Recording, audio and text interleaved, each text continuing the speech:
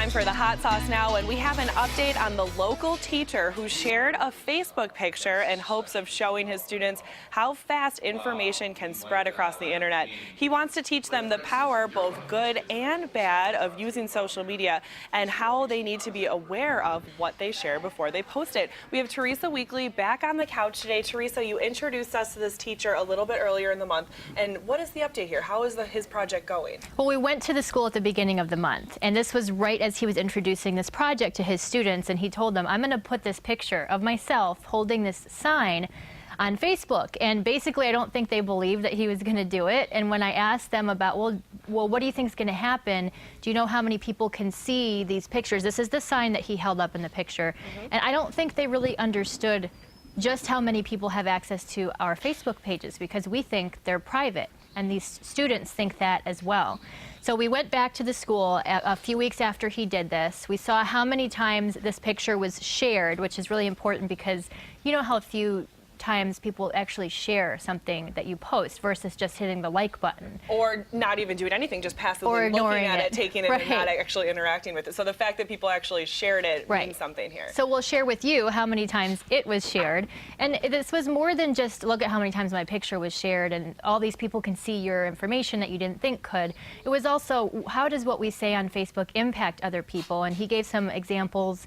There was a student here from West Seneca who was not expelled but suspended for 5 days for something that he posted on Twitter. So these students really start to understand, oh, okay, there are real life consequences to this. And not only did you go back to the school and speak with the teacher, but you also followed up with his students themselves. What kind of differences in their comments did you see from time to time? I think they really started to understand when I go to apply for college or a job, this stuff can haunt me, and it can either be good or bad, and that this is the kind of thing, once you put it out there, somebody can copy your picture, even if you delete it.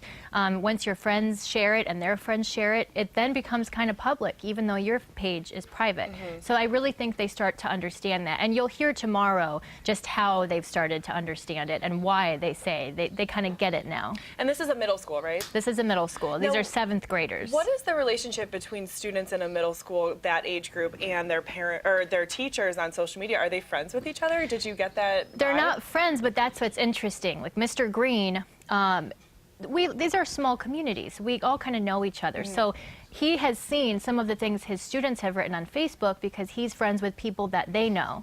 And they don't think that their teacher can see these they're putting some cuss words on there and some different things. And so he's kind of, that's what made him want to do this, because he's seen what they're writing, and just that alone is embarrassing enough for them once they realize, oh my gosh, my teacher can see this.